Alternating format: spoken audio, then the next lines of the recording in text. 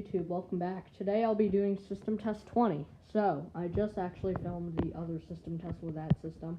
If you haven't checked that out, go ahead and check that out. Today I'll be doing another system test for you guys, so surprise, surprise. Obviously here we have the nice and standard Firelight BG12. This is a PDI model. You can see it has the Firelight logo without Honeywell. Another update you might notice is that I put some flexible conduit. You can actually clearly tell that I rednecked most of it. You can see I don't have a proper attachment down there. Here I have one of those Romex connectors. Same here, I also have that conduit thing going out. This is, I think, the only proper attachment, but who cares? So yeah, we have a Wheelock AS in 2400 as usual. Then going on in here we have a Wheelock RSS and a Wheelock NS. Here we have a Fenwall pull station. It's fire suppression release pull station. Same thing, 2400 TH, SFP 10UD. So yeah, let's get started. Okay, I'm just gonna quickly steal my smoke saber from the MS4 and go up.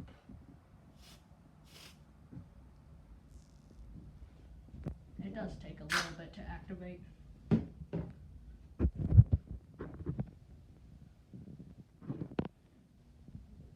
Oh, come on.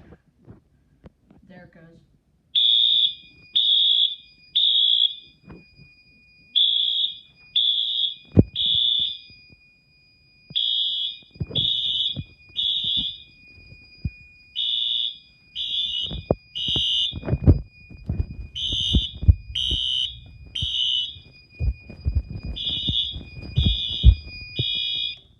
I forgot to mention that the Wheelock AS is set on high volume, whereas the Wheelock NS is on low volume, so you can tell it totally overpowers it.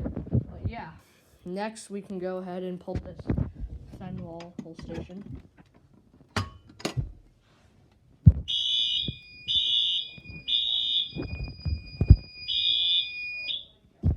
There that goes. So now I have to reset the system if I'm going to do other detectors. Alright, now that I've reset the panel and blew out that smoke detector, we can go ahead and do the BG12.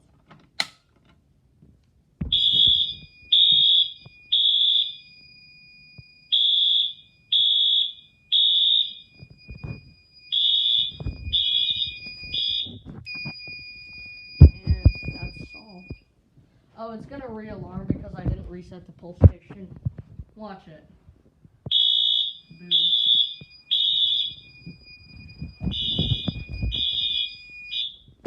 Okay, so here's my key box. You can see it's pretty messy. I have a bunch of keys. I have like thousands of Firelight keys now. All of a sudden, in the past few days, they all just blew up because I've been buying more Firelight devices, which is fine. But yeah, that's all for today, folks. Thank you for watching this video. Please like, comment, and subscribe as always. Thank you for watching.